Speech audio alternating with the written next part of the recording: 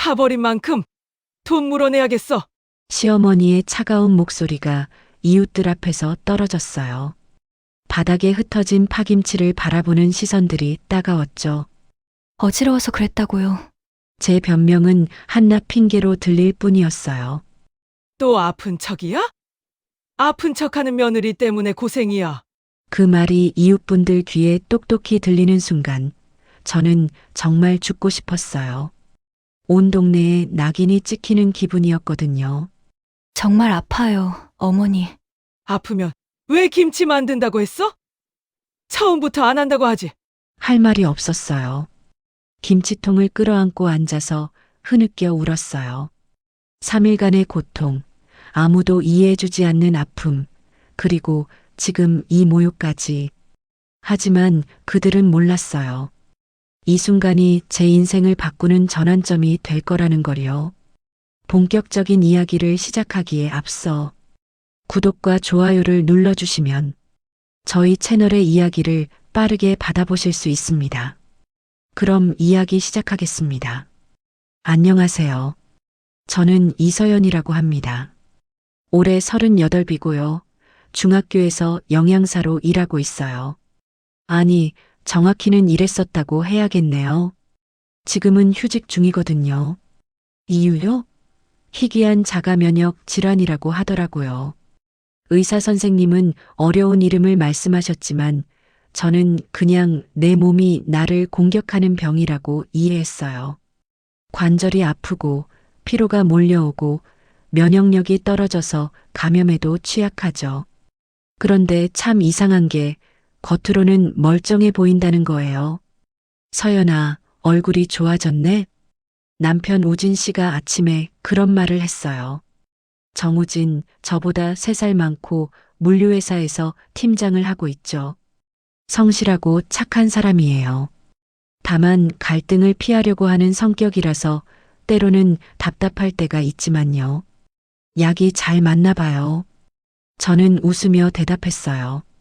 실제로 최근 들어 컨디션이 조금씩 나아지고 있었거든요. 물론 완치는 어렵다고 하시지만 꾸준히 치료받으면서 일상생활은 가능한 상태까지 왔어요. 그런데 바로 그때였어요. 우진 씨 핸드폰이 울렸죠. 네, 어머니. 아, 네. 그래요? 아, 그러시구나. 통화하는 우진 씨 표정이 점점 곤란해지더라고요. 저는 식탁 정리를 하면서도 귀를 기울였어요. 시어머니셨거든요. 김옥분 어머니, 올해 69이시고 교회 집사님이세요. 효심이 깊은 우진 씨에겐 절대적인 존재죠. 네, 알겠습니다. 서연이한테 말씀드릴게요. 통화가 끝나자 우진 씨가 조심스럽게 입을 열었어요. 서연아, 어머니가 파김치 만드는 걸 좀 도와달라고 하시는데. 파김치요? 응. 교회에서 김치 나눔 행사를 하신다고 하시네. 그런데 파김치 300단을 준비하셔야 한대. 300단이라는 말에 저는 잠깐 숨이 막혔어요. 파김치는 배추김치보다 손목과 관절에 훨씬 부담이 되거든요. 파를 한 줄기 한 줄기 다듬고 양념을 발라가며 버무리는 작업이 얼마나 고된지 아시나요? 어머니께서 직접 하시면 되는 거 아닌가요? 그런데 어머니 연세도 있으시고 그래서 며느리한테 부탁하시는 것 같아. 우진 씨는 미안한 표정으로 말했어요. 그러면서도 어딘가 당연하다는 듯한 뉘앙스가 있었죠. 저는 찻잔을 내려놓으며 생각에 잠겼어요. 시어머니께서는 제가 아프다는 걸 알고 계세요. 처음 진단받았을 때 우진 씨가 말씀드렸거든요. 그런데 그때 어머니 반응이 좀 이상했어요. 요즘 젊은 사람들은 조금만 아파도 난리야. 우리 때는 죽을 만큼 아파도 집안일 다 했는데. 그런 식으로 말씀하셨죠. 제 병을 심각하게 여기지 않으시는 것 같았어요. 아니, 정확히는 인정하고 싶지 않으시는 것 같았죠. 300단이면 며칠은 걸릴 텐데요. 조금만 도와드리자. 어머니가 부탁하시는 일인데. 우진 씨 목소리에는 설득의 기미가 역력했어요. 저는 창밖을 바라봤어요. 늦가을 햇살이 따스하게 비치고 있었지만 왠지 마음이 무거웠죠. 사실 저도 시어머니를 도와드리고 싶어요. 며느리로서 당연한 마음이죠. 그런데 제 몸 상태를 생각하면 걱정이 앞서더라고요. 며칠 전에도 설거지만 조금 많이 했는데 손목이 부어올랐거든요. 언제까지 하면 되는 건가요? 이번 주 일요일까지래. 그러니까 사흘 정도? 사흘. 파김치 300단을 사흘에 만든다는 건 하루에 100단씩 해야 한다는 뜻이에요. 건강한 사람에게도 만만치 않은 일이죠. 저는 깊은 숨을 내쉬었어요. 우진 씨는 제가 망설이는 모습을 보고는 더 간절한 표정이 되었어요. 서연아, 미안해. 정말 미안한데. 어머니가 교회 사람들 앞에서 큰 소리 치고 나서 이렇게 된 것 같아. 체면도 있으시고. 체면. 그 말에 저는 뭔가 서늘한 기분이 들었어요. 결국 시어머니의 체면을 위해 제가 몸을 혹사해야 한다는 뜻이었거든요. 알겠어요. 해드릴게요. 결국 저는 그렇게 대답했어요.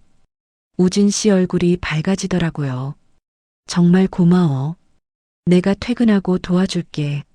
하지만 저는 알고 있었어요. 우진 씨가 늦게 들어와서 할 수 있는 일은 별로 없다는 걸요. 파김치 만드는 건 거의 저 혼자 해야 할 일이었죠. 그날 오후 저는 시어머니 댁에 갔어요. 어머니는 마당에 파 300단을 쌓아놓고 계셨어요. 보기만 해도 아득했죠. 서연아, 왔구나. 네, 어머니. 안녕하세요. 고생 좀 하겠네. 그런데 뭐 며느리가 시어머니 도와주는 게 당연한 거 아니야? 더구나 내가 지금 집에만 있잖아. 집에만 있다는 표현에 저는 가슴이 찔렸어요. 휴직 중이라는 걸 마치 놀고 있다는 식으로 말씀하시는 것 같았거든요. 열심히 하겠습니다. 저는 정중하게 대답했어요. 어머니는 만족스러운 표정으로 고개를 끄덕이셨죠. 그래, 그래야지. 몸이 조금 아프다고 해서 할 일 안 할 수는 없는 거야. 우리 때는 애 낳고 사흘 만에 농사일 나갔는데 또 그런 말씀이셨어요. 저는 더 이상 아무 말도 하지 않고 파 한 단을 들어 올렸어요. 생각보다 무거웠죠. 손목에 이미 신호가 오기 시작했어요. 저녁까지 30단 정도를 다듬었어요. 어머니는 중간중간 지시만 하시고 실제 작업은 거의 저 혼자 했죠. 집에 돌아왔을 때 손목과 어깨가 욱신거렸어요. 많이 힘들었지? 우진 씨가 걱정스럽게 물었어요. 괜찮아요. 내일도 해야 하니까 일찍 쉴게요. 저는 그렇게 말하고 침실로 들어갔어요. 거울에 비친 제 얼굴은 여전히 멀쩡해 보였어요. 아무도 제가 얼마나 아픈지 알 수 없을 만큼요. 그날 밤 저는 천장을 바라보며 생각했어요. 겉으로는 멀쩡해 보이는 아픔이 때로는 더 고독하다는 걸요. 아무도 이해해주지 않는 고통을 혼자 견뎌내야 한다는 게 얼마나 외로운지요. 내일은 더 많은 파김치를 만들어야 해요. 이틀 후면 300단을 모두 완성해야 하죠. 제 몸이 견딜 수 있을까요? 아니면 중간에 포기해야 할까요? 침대만 약통에서 진통제가 살짝 보였어요. 내일은 아마 더 필요할 것 같았죠. 새벽 5시에 알람이 울렸어요. 평소보다 2시간 일찍 일어난 거죠. 어젯밤 손목이 너무 아파서 진통제를 먹고 겨우 잠들었는데 몸이 개운하지 않았어요. 하지만 해야 할 일이 있었죠. 오늘 파김치 100단을 더 만들어야 했거든요. 찬찬한 새벽 공기를 마시며 시어머니 댁으로 향했어요. 마당에는 어제 다 처리하지 못한 파가 그대로 쌓여 있었죠. 이슬에 젖어서 더욱 무거워 보였어요. 일찍 왔네. 어머니께서 부엌에서 나오셨어요. 벌써 일어나 계셨더라고요. 네, 어머니. 오늘 많이 해야 해서요. 그래, 그래야지. 젊은 사람이 부지런해야 돼. 저는 고개를 끄덕이고 앞치마를 둘렀어요. 손목에 아직 어제의 통증이 남아 있었지만 참을만 했죠. 적어도 지금은요. 파 한 단을 들어 올리는 순간 어제와 다른 무게감을 느꼈어요. 같은 파인데도 더 무겁게 느껴졌거든요. 아마 손목이 부어 있어서 그런 것 같았어요. 그래도 시작했어요. 팥뿌리를 다듬고 시든 잎을 골라내고 깨끗이 씻어서 물기를 빼고 반복적인 작업이었죠. 처음 1시간 정도는 괜찮았어요. 그런데 2시간째 되니까 이상한 신호가 오기 시작했어요. 손가락 끝이 저릿하면서 감각이 둔해지더라고요. 특히 엄지와 검지 쪽이 심했죠. 어머니, 잠깐 쉬어도 될까요? 저는 조심스럽게 물었어요. 손목을 주물러 보니 부기가 더 심해진 게 만져졌거든요. 뭘 쉬어? 이제 겨우 시작했는데. 어머니 목소리에 핀잔이 섞여 있었어요. 손목이 조금 아파서요. 파김치가 뭐가 힘들어? 젊은 사람이. 어머니는 제 말을 대수롭지 않게 여기셨어요. 그러면서 당신은 마루에 앉아서 교회 전화를 받고 계셨죠.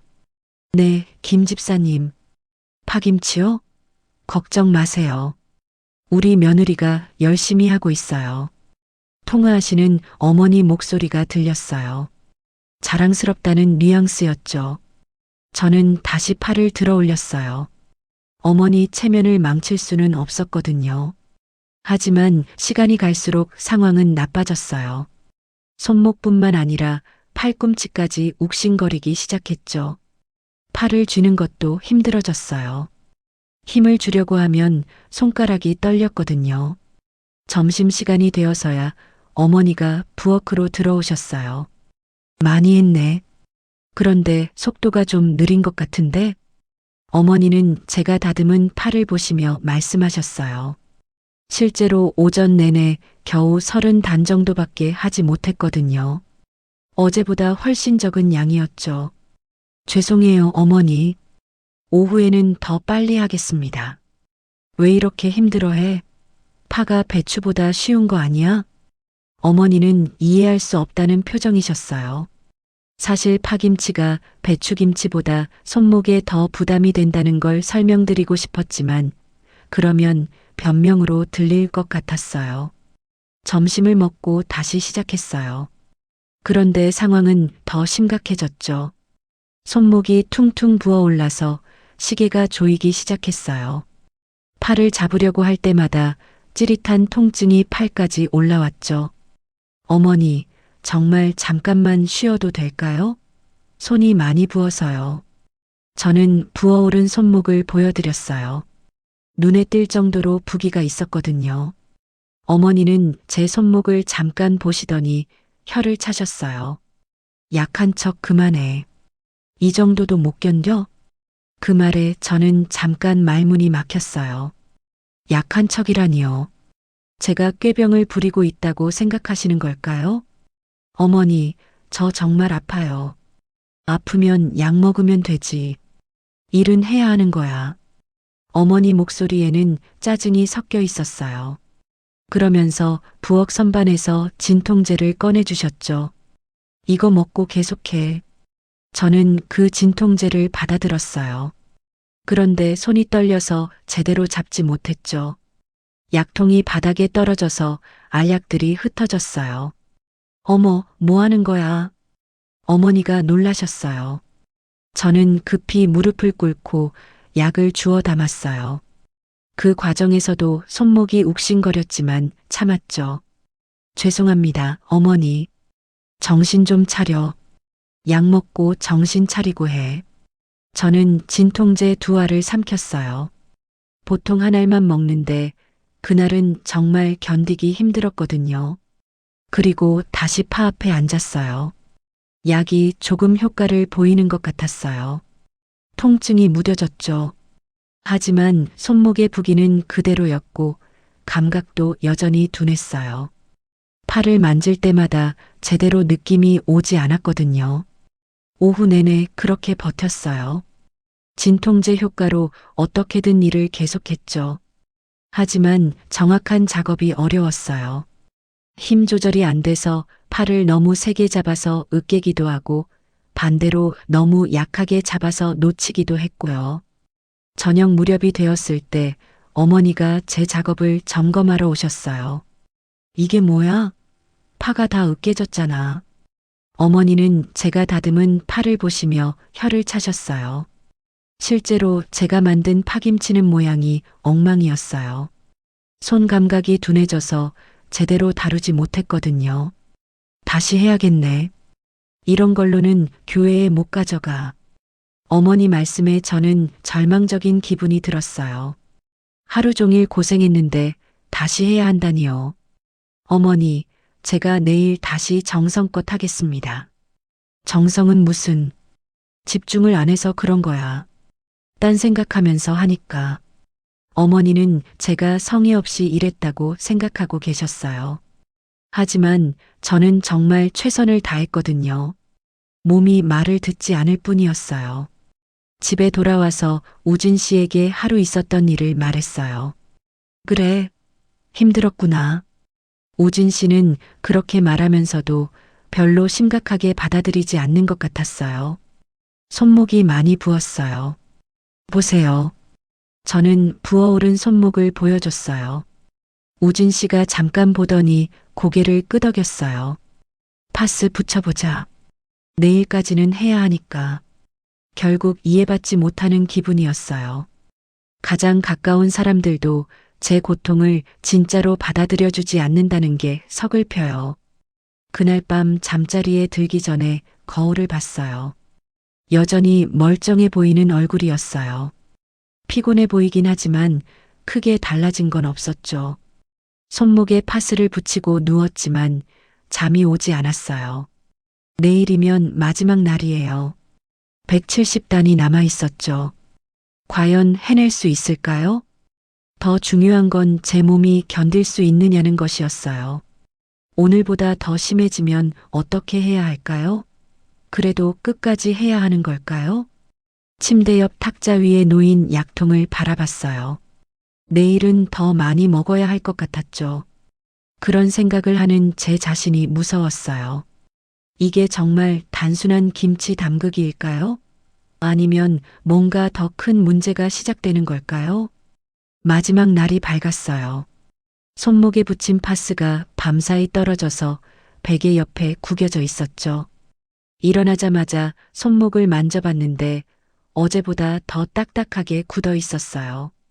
거울 앞에서 손목을 자세히 봤어요.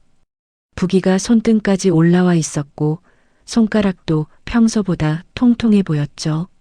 주먹을 쥐려고 하니 제대로 힘이 들어가지 않았어요.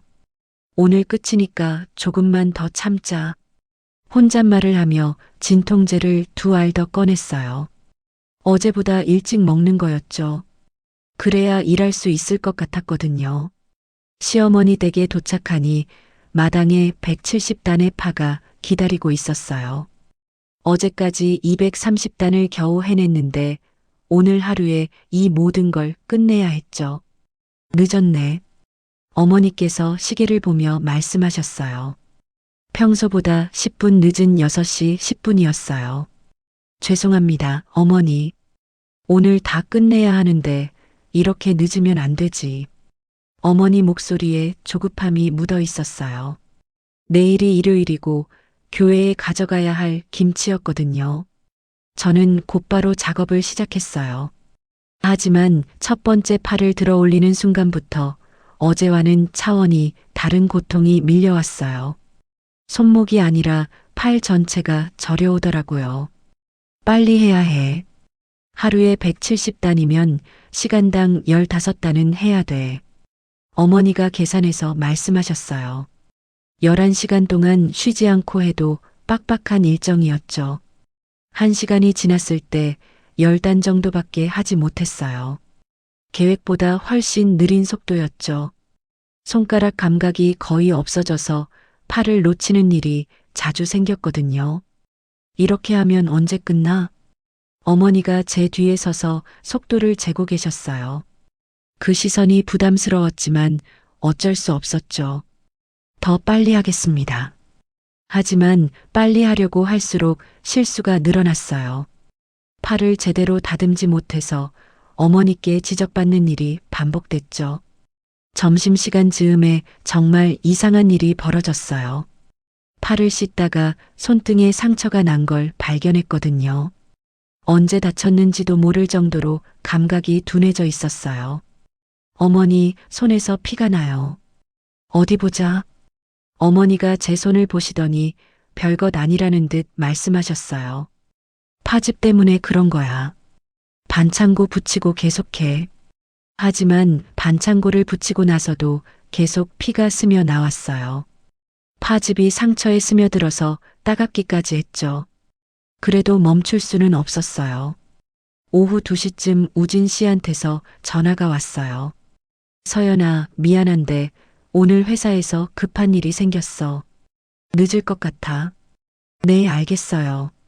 어머니께는 내가 따로 연락드릴게. 고생 많이 한다.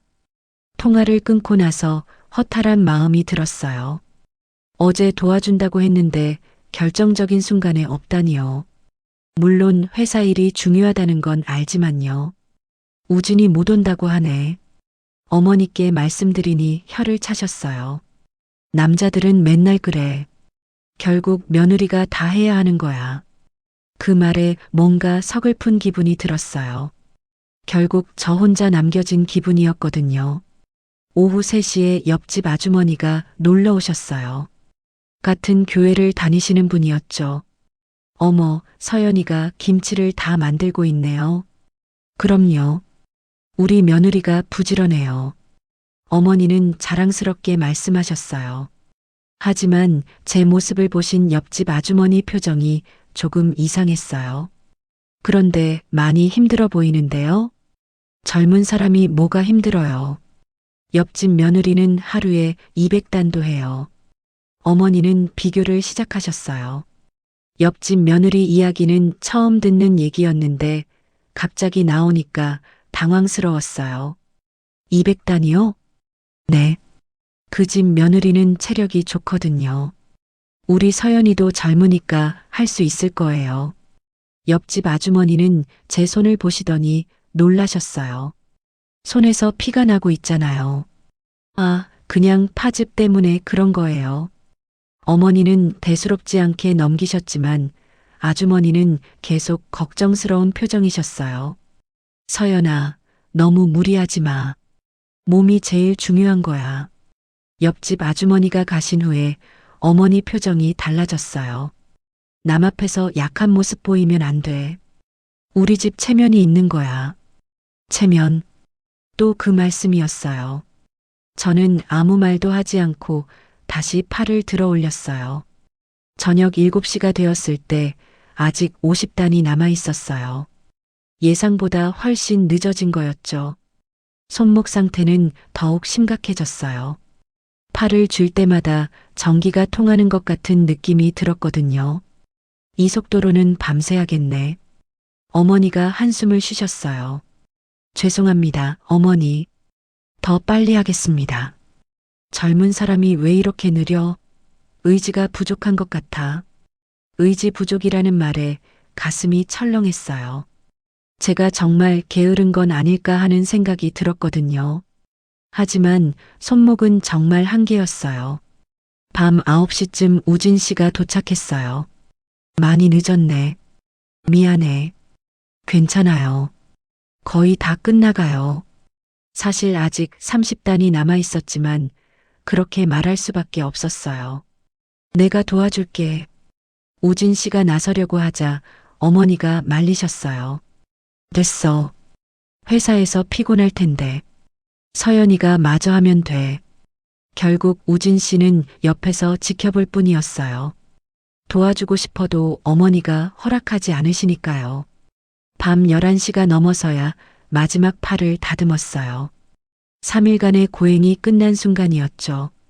하지만 기쁨보다는 허탈감이 더 컸어요.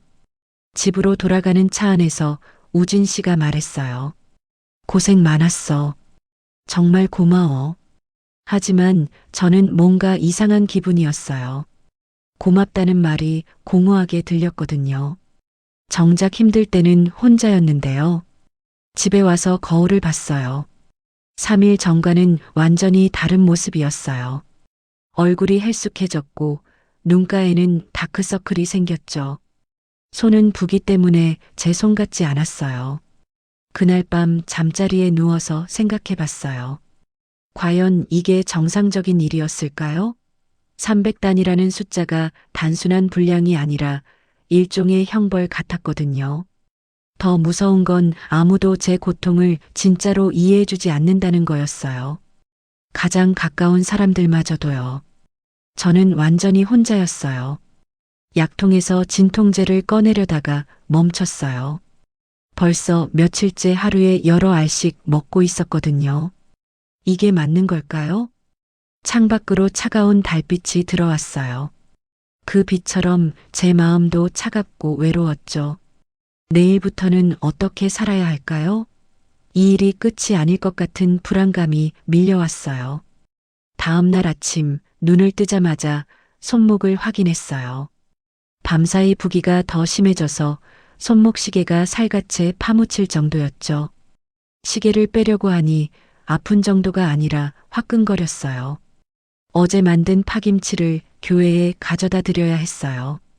시어머니께서 아침 일찍 전화를 주셨거든요.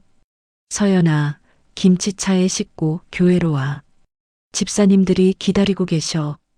네, 어머니. 알겠습니다. 목소리가 나오긴 했지만 힘이 없었어요. 3일간의 고생으로 몸이 완전히 지쳐 있었거든요. 우진 씨는 벌써 골프 모임에 나간 상태였어요. 주말마다 하는 정기 모임이라고 했죠. 결국 저 혼자 김치통들을 옮겨야 했어요. 첫 번째 통을 들어 올리려다가 깜짝 놀랐어요.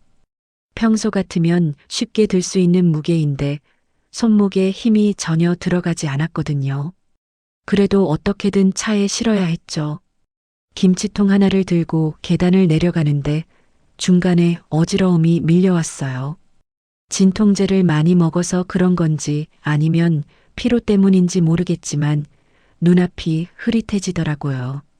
그 순간이었어요. 발을 헛디뎠거든요. 김치통과 함께 주저앉으면서 통 뚜껑이 열렸어요. 정성스럽게 만든 파김치가 계단에 쏟아졌죠. 온몸이 아팠지만 그것보다 파김치가 망가진 게 더 큰 충격이었어요. 어머, 이게 무슨 일이야? 계단에서 소리가 나자 시어머니께서 달려나오셨어요. 바닥에 흩어진 파김치를 보시더니 얼굴이 새파랗게 변하셨어요. 왜 이렇게 했어? 죄송해요, 어머니. 실수로. 실수? 이게 실수야? 3일 동안 고생해서 만든 걸. 어머니 목소리가 점점 커졌어요. 이웃집에서도 무슨 일인지 궁금해하며 나와 보시더라고요. 아이고, 무슨 일이에요? 옆집 김아주머니가 물어보셨어요. 어머니는 화가 머리끝까지 올라 있는 상태였죠. 며느리가 김치를 다 흘렸어요. 교회에 가져갈 걸 말이에요. 어머나, 그럼 어떻게 해요? 모르겠어요. 정말 모르겠어요. 어머니는 한숨을 크게 내쉬셨어요. 그러면서 저를 보시는 눈빛이 차가워졌어요. 파버린 만큼 돈 물어내야겠어. 그 말에 저는 가슴이 털썩 내려앉았어요. 돈을 물어내라니요. 어머니, 정말 실수였어요. 어지러워서. 어지럽다고? 또 아픈 척이야? 어머니는 저를 믿지 않으신다는 표정이었어요. 이웃분들이 보고 있는 앞에서였죠. 아픈 척하는 며느리 때문에 고생이야. 그 말이 이웃분들에게 들리는 순간 저는 정말 죽고 싶었어요. 아픈 척한다는 낙인이 찍히는 기분이었거든요. 저 정말 아파요, 어머니. 그래, 아프다고 치자. 그럼 아픈 사람이 왜 김치 만든다고 했어? 처음부터 안 한다고 하지. 어머니 말씀에 할 말이 없었어요. 어머니께서 부탁하셨을 때 거절할 수 있었을까요? 며느리로서 그럴 수 있었을까요? 지금이라도 다시 만들면 되죠. 김아주머니가 중간에서 말씀하셨어요. 하지만 어머니는 고개를 저으셨어요. 시간이 어디 있어요? 1시간 후에 교회에 가져가야 하는데. 그럼 어떡하시려고요? 부끄러워서 어떻게 가요? 집사님들 앞에서 뭐라고 말해요? 어머니 목소리에 절망감이 묻어 있었어요. 교회에서의 체면이 완전히 구겨진 거였죠. 저는 바닥에 주저앉아서 흩어진 파김치를 주워 담기 시작했어요. 더러워진 것도 있었지만 먹을 수 있는 건 건져낼 수 있을 것 같았거든요. 뭐 하는 거야? 그런 거 누가 먹어? 어머니가 제 행동을 보시며 말씀하셨어요. 씻으면 괜찮을 것 같아요. 괜찮긴 뭐가 괜찮아. 이미 망가진 걸. 이웃분들도 안타까운 표정으로 바라보고 계셨어요. 그 시선들이 따가웠죠. 무능한 며느리라는 낙인이 찍힌 기분이었어요. 서연아, 그만해. 소용없어. 어머니가 단호하게 말씀하셨어요. 저 다시 만들어 드릴게요. 금방 할 수 있어요. 금방? 파김치가 금방 되는 줄 알아? 어머니 목소리에 비웃음이 섞여 있었어요. 저는 점점 작아지는 기분이었죠. 정말 죄송해요, 어머니. 죄송하다고 되는 일이야? 내 얼굴이 뭐가 돼? 그때 김치통을 끌어안고 있는 제 모습을 보신 이웃분들이 수군거리기 시작했어요. 저런 며느리가 참 안 됐네. 그래도 아픈 사람한테 너무 심한 거 아닌가? 하지만 어머니는 더욱 화가 나신 것 같았어요. 아픈 건 핑계야. 조심성이 없어서 그런 거지. 저는 더 이상 변명할 수 없었어요. 뭘 말해도 핑계로 들릴 뿐이었거든요. 그 순간 눈물이 터져 나왔어요. 참고 참았던 게 한꺼번에 쏟아져 나온 거였죠. 김치통을 끌어안고 흐느껴 울었어요. 울긴 뭘 울어. 우는 걸로 되는 일이야? 어머니는 제가 우는 것까지 못마땅해 하셨어요. 하지만 저는 멈출 수 없었어요. 3일간의 고통, 아무도 이해해주지 않는 아픔, 그리고 지금 이 모욕까지. 모든 게 한꺼번에 몰려왔거든요. 이제 그만 일어나. 사람들이 다 보잖아. 어머니가 체면을 의식하며 말씀하셨지만 저는 일어날 수가 없었어요. 다리에 힘이 하나도 없었거든요. 이웃분들은 하나둘씩 돌아가기 시작했어요. 더 이상 보기 민망하다는 표정들이었죠. 결국 저 혼자 계단에 남겨졌어요. 김치통을 끌어안고 앉아서 계속 울었죠. 그때 문득 깨달았어요. 아픈 사람은 이 집에서 죄인이 된다는 걸요. 배려받아야 할 환자가 아니라 비난받아야 할 존재가 되는 거였어요. 더 이상은 안 되겠다는 생각이 들었어요. 이렇게 살 수는 없었거든요. 뭔가 바뀌어야 했어요. 눈물을 닦고 천천히 일어났어요. 흩어진 김치를 정리하면서 마음속으로 다짐했어요. 다시는 이런 모욕을 당하지 않겠다고요. 제 눈빛이 달라진 걸 느꼈어요. 더 이상 참기만 하는 며느리로 살지 않겠다는 결심이었죠. 집으로 돌아와 소파에 털썩 앉았어요. 온몸이 무너져 내리는 기분이었죠. 눈을 감으니 문득 오래전 기억이 떠올랐어요. 제가 중학생이었을 때였어요. 어머니께서 몸이 많이 안 좋으셨거든요. 지금 제가 앓고 있는 병과는 다르지만 역시 겉으로는 멀쩡해 보이는 질환이었죠. 그날도 어머니는 부엌에 서 계셨어요. 온 가족 식사를 준비하시느라 새벽부터 일어나셨죠. 저는 학교 가기 전에 물을 마시려고 부엌에 갔다가 어머니를 봤어요. 창백한 얼굴로 국을 끓이고 계셨는데 손이 미세하게 떨리고 계셨거든요. 그때는 잘 몰랐지만 지금 생각해 보니 많이 힘드셨던 것 같아요. 엄마, 괜찮아요? 제가 물어보니 어머니는 괜찮다며 웃으셨어요. 하지만 그 웃음이 억지스러웠죠. 괜찮다, 서연아. 학교 가서 공부 열심히 해. 점심시간에 학교에서 전화가 왔어요. 어머니가 쓰러지셨다는 연락이었죠. 급히 집에 돌아가니 어머니는 응급실에 계셨어요. 의사 선생님 말씀으로는 과로로 인한 일시적 실신이라고 하셨어요.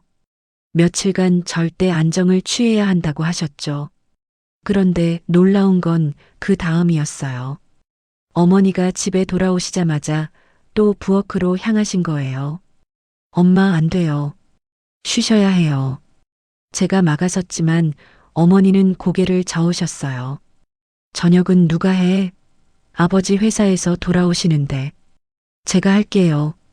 중학생이 뭘 해? 라면이나 끓여줄 거야? 어머니는 결국 부엌에 서셨어요. 그날 저녁도 온 가족이 둘러앉아 따뜻한 밥을 먹었죠. 하지만 저는 밥맛이 없었어요. 어머니가 쓰러질 뻔한 몸으로 만드신 밥이라는 게 마음에 걸렸거든요. 며칠 후 어머니와 단둘이 있을 때 물어봤어요. 엄마, 왜 아픈데도 일을 해요? 어머니는 잠깐 멈춰 서시더니 제 머리를 쓰다듬으셨어요. 엄마는 괜찮아. 가족을 위해서니까. 그래도 너무 힘들어 보여요. 서연아, 엄마가 하나 알려줄게. 아픈 사람은 미안해하지 않아도 된다. 그때는 무슨 뜻인지 몰랐어요. 왜 갑자기 그런 말씀을 하시는지도 이해하지 못했죠. 무슨 뜻이에요? 나중에 알게 될 거야. 그때가 되면 엄마 말을 기억해줘. 어머니는 그렇게 말씀하시고 다시 빨래를 개기 시작하셨어요. 여전히 아픈 몸이셨지만 멈추지 않으셨죠. 그 후로도 어머니는 몸이 안 좋으실 때마다 똑같이 행동하셨어요. 아픈 티를 내지 않으시고 집안일을 계속하시고 가족들 앞에서는 괜찮은 척 웃으셨죠. 저는 그런 어머니를 보며 자랐어요. 그래서인지 몰라도 저 역시 아파도 참는 게 당연하다고 생각하며 살아왔던 것 같아요. 결혼하고 나서도 마찬가지였죠. 몸이 안 좋아도 우진 씨 앞에서는 괜찮은 척 했어요. 시어머니 앞에서도 아픈 티를 내지 않으려고 노력했고요. 그런데 지금 와서 어머니 말씀이 이해됐어요. 아픈 사람은 미안해하지 않아도 된다는 그 말이요. 저는 지금까지 아프다는 것 자체를 죄라고 생각하며 살았어요. 남들에게 폐를 끼치는 일이라고 여겼죠. 그래서 더 아프지 않기 위해, 더 폐를 끼치지 않기 위해 무리를 했던 거예요. 하지만 정말로 그게 옳은 걸까요? 아픈 사람이 자신의 몸을 혹사하면서까지 다른 사람들을 배려해야 하는 걸까요? 소파에 기댄 채로 천천히 생각해 봤어요. 어머니는 왜 그런 말씀을 하셨을까요? 아픈 사람은 미안해하지 않아도 된다고요. 아마도 어머니도 그때 깨달으셨던 것 같아요. 자신의 건강을 희생해 가면서까지 가족을 챙기는 게 진정한 사랑이 아니라는 거요. 오히려 자신을 돌봐야 가족도 제대로 돌볼 수 있다는 거요. 지금의 저도 마찬가지였어요. 시어머니의 부탁을 거절하지 못해서 몸을 상하게 만들었죠. 그 결과 더 큰 실수를 하게 되었고 더 큰 모욕을 당하게 되었어요. 만약 처음부터 제가 지금 몸이 안 좋아서 어렵습니다라고 솔직하게 말씀드렸다면 어땠을까요? 물론 시어머니는 이해하지 못하셨을 수도 있어요. 하지만 적어도 지금 같은 결과는 아니었을 거예요. 창밖을 바라봤어요. 하늘이 흐려지고 있었죠. 곧 비가 올 것 같았어요. 어머니의 목소리가 다시 들리는 것 같았어요. 아픈 사람은 미안해하지 않아도 된다. 그 말의 진짜 의미를 이제 알 것 같았어요. 아픈 것 자체가 잘못이 아니라는 뜻이었어요. 누구에게 사과할 필요도 없고 숨길 필요도 없다는 뜻이었죠. 저는 너무 오랫동안 제 병을 숨기려고 했어요. 남들에게 부담을 주지 않으려고 혼자 견뎠죠. 하지만 그 결과는 더 큰 고통이었어요. 이제는 달라져야 할 때였어요. 더 이상 혼자 아파하지 않겠다고 다짐했어요. 제 상태를 정확히 알리고 도움이 필요할 때는 도움을 요청하겠다고요. 그것이 어머니께서 저에게 전해주고 싶었던 메시지인 것 같았어요. 자신을 희생하는 것이 사랑이 아니라 자신을 지키는 것이 진정한 사랑이라는 거요. 손목을 만져봤어요. 아직도 부어 있었지만 마음은 조금 가벼워진 기분이었어요. 이제 시작이었어요. 진짜 변화는 지금부터였죠. 그날 밤 10시가 넘어서야 새로운 파김치 300단이 완성됐어요. 시어머니께서 급히 다른 교회 집사님들을 불러서 함께 만드셨거든요. 저는 옆에서 보조만 했죠. 이제 됐다. 내일 아침 일찍 교회에 가져가자.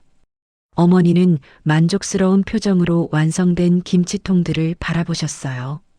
마당에 줄지어 놓인 김치통이 장관이었죠. 고생 많으셨습니다. 집사님들이 하나둘씩 돌아가신 후 마당에는 저와 시어머니만 남았어요. 어머니는 김치통을 정리하고 계셨고 저는 설거지를 하고 있었죠. 그런데 갑자기 이상한 기분이 들었어요. 이 모든 상황이 너무 부조리하다는 생각이 문득 올라왔거든요. 제가 사흘 동안 몸을 혹사해서 만든 김치는 엎어졌고 결국 다른 사람들이 다시 만들어야 했어요. 그럼 처음부터 제가 할 필요가 없었던 거 아닌가요? 더 이상한 건 시어머니의 태도였어요. 집사님들 앞에서는 며느리 걱정을 하는 척 하시더니 혼자 있을 때는 여전히 차갑게 대하시는 거예요. 김치통 정리하고 들어가. 어머니가 간단히 말씀하시고 먼저 집 안으로 들어가셨어요. 저는 혼자 마당에 남겨졌죠. 달빛 아래 놓인 김치통들을 바라봤어요. 똑같은 파김치였지만 이번 건 제가 만든 게 아니었어요. 건강한 사람들이 힘을 합쳐서 만든 김치였죠. 그때 어머니가 아까 집사님들께 하신 말이 떠올랐어요. 우리 며느리가 몸이 안 좋은데도 끝까지 해주려고 했어요. 며느리 때문에 걱정이 많아요. 집사님들 앞에서는 저를 걱정하는 시어머니 연기를 하셨던 거예요. 하지만 정작 저에게는 아픈 척 그만하라고 말씀하셨죠. 뭔가 속에서 화가 치밀어 올랐어요. 지금까지 참고 참았던 감정들이 한꺼번에 터져 나오는 느낌이었거든요. 김치통 하나를 들어 올렸어요. 생각보다 무겁지 않았어요. 건강한 사람이 만든 김치라서 그런 걸까요? 그 순간 충동적인 생각이 들었어요. 이 김치들을 다 엎어버리고 싶었거든요. 저를 이렇게 고생시킨 그 김치들을요. 첫 번째 통을 땅에 엎었어요. 파김치가 마당 바닥에 쏟아졌죠. 달빛에 비친 모습이 묘했어요. 두 번째, 세 번째 통도 연달아 엎었어요. 붉은 양념이 바닥에 흩어지면서 이상한 쾌감이 들었어요. 어머나, 이게 무슨 일이야? 이웃집 김아주머니가 소리를 지르셨어요. 밤늦은 시간이었는데도 불을 켜고 계셨나 봐요. 서연아, 너 지금 뭐 하는 거야? 시어머니께서 달려 나오셨어요. 엎어진 김치통들을 보시고는 얼굴이 새하얘지셨죠. 미쳤어? 정말 미쳤어. 어머니는 제 행동을 이해할 수 없다는 표정이셨어요. 저는 네 번째 통을 들고 있었어요. 그것도 땅에 엎을 참이었죠. 그만해. 당장 그만둬. 어머니가 제 팔을 붙잡으셨어요. 하지만 저는 뿌리쳤어요. 왜요? 어차피 제가 만든 건 아니잖아요. 무슨 소리야? 정신 차려. 전 이제 정신 차렸어요, 어머니. 저는 다섯 번째 통도 엎었어요. 어머니는 그 광경을 보시며 한숨을 쉬셨어요. 이 사람이 정말. 그때 우진 씨 차 소리가 들렸어요. 골프에서 돌아오시는 모양이었죠. 이게 무슨 일이야? 우진 씨가 마당으로 달려왔어요. 바닥에 흩어진 김치를 보시더니 당황하셨죠. 서연이가 미쳤어. 김치를 다 엎었어. 어머니가 우진 씨께 말씀하셨어요. 우진 씨는 저를 보시더니 어리둥절한 표정이셨어요. 서연아, 왜 이랬어? 우진 씨도 모르시는군요. 저는 마지막 김치통을 들고 있었어요. 이것도 엎을 생각이었거든요. 뭘 몰라. 설명해봐. 제가 사흘 동안 뭘 했는지 정말 모르세요? 우진 씨는 잠깐 말문이 막히셨어요. 김치 만들었잖아. 네, 맞아요. 300단을 만들었어요. 손목이 부어 터지도록 만들었죠. 저는 부어 있는 손목을 우진 씨께 보여드렸어요. 그런데 그 김치는 어떻게 됐을까요? 제가 실수로 엎었죠. 그러자 어머니께서 뭐라고 하셨는지 아세요? 서연아, 그만해. 어머니가 제 말을 막으려고 하셨지만 저는 계속했어요. 돈 물어내라고 하셨어요. 그리고 아픈 척하지 말라고 하셨죠. 우진 씨 표정이 변하기 시작했어요. 그래서 오늘 밤에 다시 만든 거예요. 다른 집사님들이 힘을 합쳐서요. 건강한 분들이 만드니까 금방 되더라고요. 서연아, 그럼 처음부터 이렇게 하면 됐잖아요. 왜 아픈 사람한테 시켰을까요? 마지막 김치통을 땅에 내려놨어요. 없지는 않았어요. 갑자기 힘이 빠진 거였죠. 우진 씨가 어머니를 보시며 말씀하셨어요. 어머니, 이게 사실이에요? 뭐가 사실이야?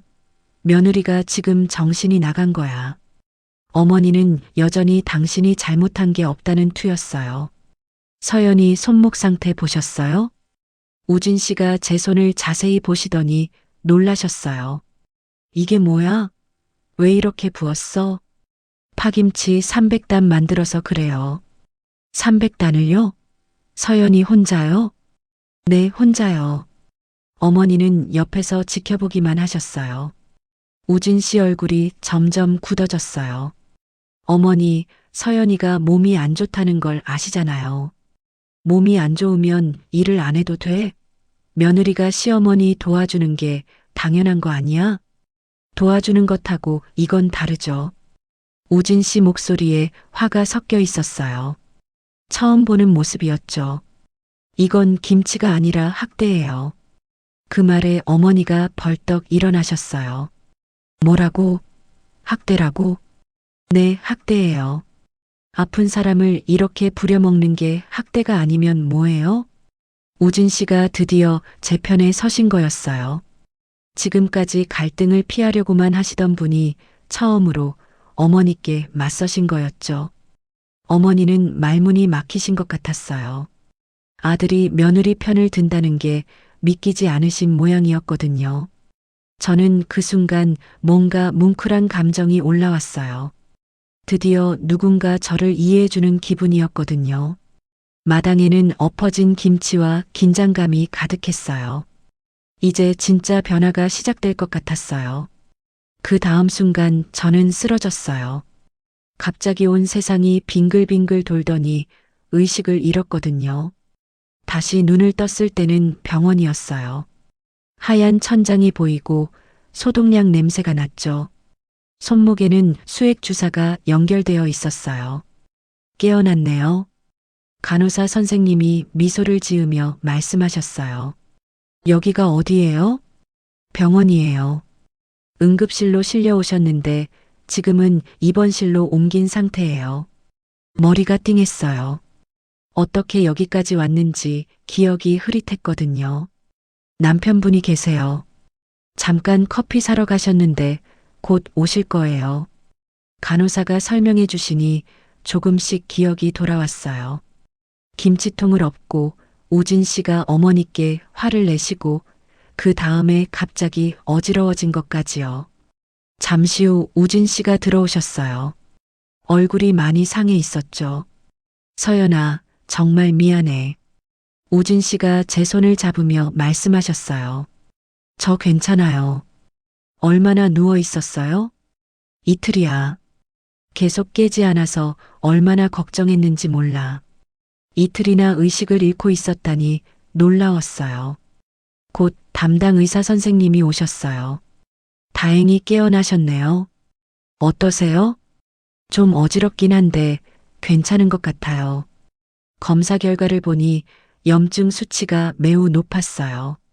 자가 면역 질환이 급격히 악화된 상태였죠. 의사 선생님은 차트를 보며 설명해 주셨어요. 조금만 늦었으면 위험했습니다. 관절뿐만 아니라 다른 장기에도 염증이 번질 뻔했어요. 그 말에 우진 씨가 얼굴을 찡그렸어요. 과로가 원인인가요? 그렇다고 보시면 됩니다. 특히 손목과 손가락 관절에 극심한 부담이 가해진 흔적이 보여요. 의사 선생님이 제 손목을 보시며 말씀하셨어요. 파김치 만드시느라 그러셨다고 하던데 앞으로는 절대 그런 무리한 작업은 피해 주세요. 네, 알겠습니다. 이번 입원으로 염증은 많이 가라앉았어요. 하지만 완전히 회복되려면 최소 한 달은 절대 안정이 필요합니다. 의사가 나가신 후 우진 씨가 제게 말씀하셨어요. 서연아, 정말 미안해. 내가 어머니를 말렸어야 했는데. 우진 씨 잘못이 아니에요. 아니야. 내 잘못이 맞아.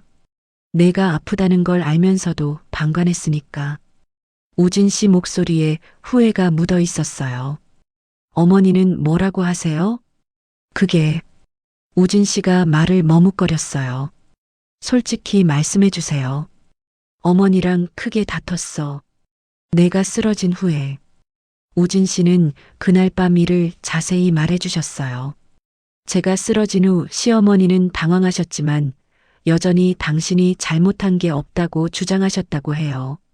며느리가 원래 몸이 약한 거지. 내가 뭘 잘못했다는 거야?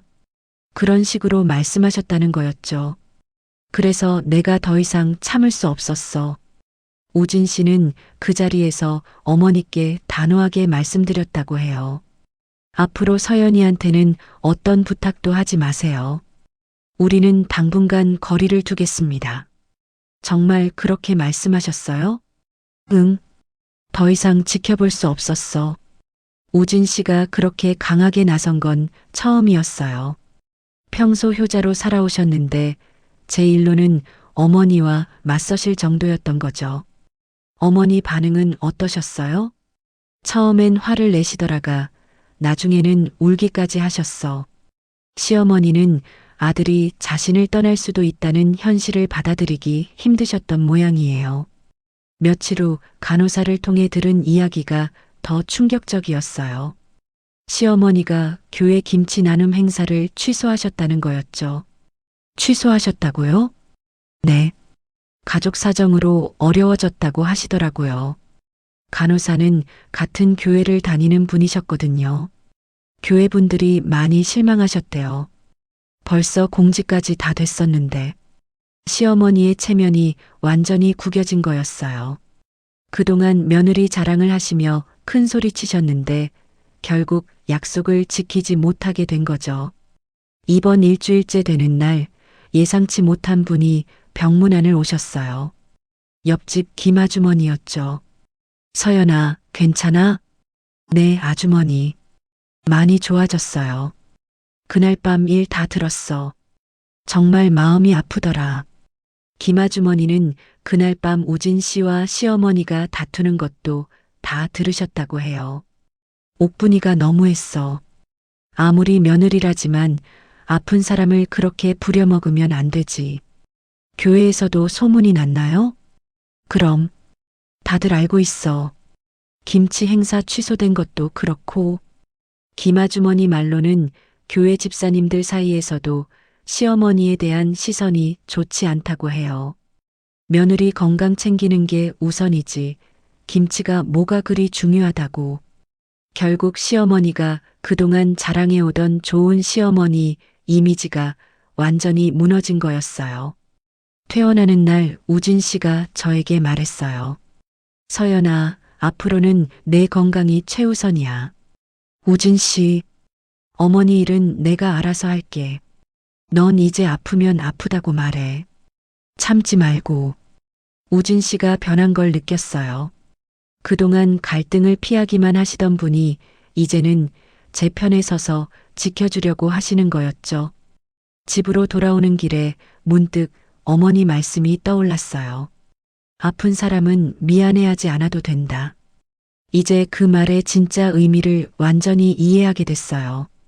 아픈 것은 잘못이 아니고 도움을 요청하는 것도 부끄러운 일이 아니라는 걸요. 집에 도착해서 거울을 봤어요. 병원에서 충분히 쉬어서 그런지 얼굴에 혈색이 돌아와 있었어요. 오랜만에 건강해 보이는 모습이었죠. 손목도 많이 좋아졌어요. 부기가 빠지고 감각도 돌아왔거든요. 무엇보다 마음이 편했어요. 더 이상 아픈 걸 숨기거나 무리할 필요가 없다는 안도감이었죠. 창밖을 바라보니 따뜻한 햇살이 들어오고 있었어요. 새로운 시작을 알리는 것 같았죠. 이제 진짜 회복의 시간이 시작된 거였어요. 한 달 후, 저는 작은 부엌에서 파김치를 담그고 있었어요. 하지만 이번엔 달랐죠. 단 10폭이었거든요. 손목에 무리가 가지 않을 만큼만 하는 거였어요. 중간에 쉬고 싶으면 쉬고, 아프면 멈추고요. 오늘은 여기까지 할까? 혼잣말을 하며 마지막 파 한 포기를 다듬었어요. 예전 같으면 조금만 덜하고 생각하며 무리했을 텐데, 이제는 제 몸의 신호를 먼저 듣게 됐어요. 이 파김치는 특별했어요. 저염으로 만든 거였거든요. 자가 면역 질환이 있는 분들도 부담 없이 드실 수 있도록요. 처음엔 그냥 제가 먹으려고 만들었어요. 병원에서 염분 조절을 권하셨거든요. 그런데 만들어 보니 생각보다 맛있더라고요. 서연아, 김치 어떻게 만들었어? 되게 맛있는데? 우진 씨가 저녁에 드시고는 깜짝 놀라셨어요. 저염이에요. 아픈 사람들도 먹을 수 있게 만든 거예요. 이거 팔면 잘 팔릴 것 같은데? 우진 씨 말에 처음엔 웃었어요. 누가 제 김치를 사겠어요? 그런데 며칠 후 같은 병원에서 치료받는 환우분이 문의를 주셨어요. 간병하시는 딸분이 제 이야기를 듣고 연락을 주신 거였죠. 어머니가 고혈압이신데 시판 김치는 너무 짜서 못 드시거든요. 첫 번째 주문이었어요. 떨리는 마음으로 정성껏 만들어서 전해드렸죠. 정말 맛있다고 하세요. 짜지 않으면서도 감칠맛이 나다나요? 그분을 통해 소문이 나기 시작했어요. 아픈 분들을 위한 김치를 만드는 사람이 있다고요. 한 달 만에 10분 정도가 단골이 되셨어요. 모두 저와 비슷한 처지의 분들이었죠. 당뇨, 고혈압, 자가 면역 질환 등으로 식단 조절이 필요하신 분들이요. 서연 씨 김치 먹고 나서 몸이 한결 편해졌어요. 그런 말씀들을 들을 때마다 보람을 느꼈어요. 제 경험이 다른 분들에게 도움이 되고 있다는 게 신기했거든요. 어느 날 배달을 갔다가 한 할머니를 만났어요. 아가, 고마워. 우리 같은 사람들 생각해서 이런 김치 만들어주다니. 할머니는 관절염이 심하신 분이었어요. 짠 음식을 못 드시는데 시판 김치는 다 너무 짜서 포기하고 계셨다고 해요. 할머니, 저도 아픈 사람이에요. 그래서 더 잘 알죠. 그래. 그런데 이렇게 건강해 보이는데 겉으로는 안 보여도 아픈 분들이 많아요. 할머니와 이야기를 나누며 깨달았어요. 저처럼 겉으로는 멀쩡해 보이지만 속으로 아픈 분들이 정말 많다는 걸요. 그분들은 모두 저처럼 혼자 참아왔던 분들이었어요. 주변 사람들의 이해를 받지 못해서 더 힘들어 하셨고요. 집으로 돌아오는 길에 시어머니 댁 앞을 지나게 됐어요. 마당에서 어머니를 봤는데 예전보다 많이 늙어 보이셨어요. 눈이 마주쳤지만 서로 인사하지는 않았어요. 어색한 기류였죠. 우진 씨 말로는 어머니께서 요즘 교회 활동도 많이 줄이셨다고 해요. 사람들 시선이 부담스러우시나 봐요. 저는 더 이상 어머니에게 화나지 않았어요. 오히려 안쓰럽다는 생각이 들었죠. 평생 그런 식으로 살아오신 분이니까요. 집에 와서 우진 씨와 저녁을 먹었어요. 오늘 주문 많이 들어왔네? 네, 12분이요. 점점 늘고 있어요. 몸은 괜찮아? 무리하지 마. 괜찮아요. 제가 할 수 있는 만큼만 해요. 우진 씨는 이제 항상 제 몸부터 걱정해 주세요. 예전과는 정반대죠. 저녁을 다 먹고 설거지를 하는데 우진 씨가 말했어요. 서연아, 많이 달라졌다. 뭐가요? 표정이야. 예전엔 항상 불안해 보였는데 지금은 편해 보여. 우진 씨 말이 맞았어요. 저는 정말 달라졌거든요. 거울을 보며 생각해 봤어요. 예전에 저는 항상 남의 눈치를 봤어요. 아프다는 말 한마디 하기도 조심스러웠죠. 하지만 지금은 달라요. 내 몸이 하는 말부터 듣게 됐어요. 피곤하면 쉬고, 아프면 치료받고, 힘들면 도움을 요청해요. 그리고 무엇보다 제 경험으로 다른 분들을 도울 수 있게 됐어요. 이런 일을 할 수 있다는 게 신기하고 감사했죠. 작은 부엌에서 내일 만들 김치 재료를 준비하며 혼잣말을 했어요. 이제 누구 눈치도 안 보고 내 몸 말부터 듣는다. 창밖으로 따뜻한 저녁 노을이 들어왔어요. 새로운 하루가 기다리고 있었죠. 내일도 제가 할 수 있는 만큼만 제 몸과 상의해가며 천천히 살아갈 거예요. 그게 진짜 건강한 삶인 것 같아요. 그럼 오늘 이야기는 여기까지입니다. 영상을 시청해주신 모든 분들 고맙습니다. 저는 AI 나레이션 박정현이었습니다. 구독과 좋아요 부탁드립니다. 감사합니다.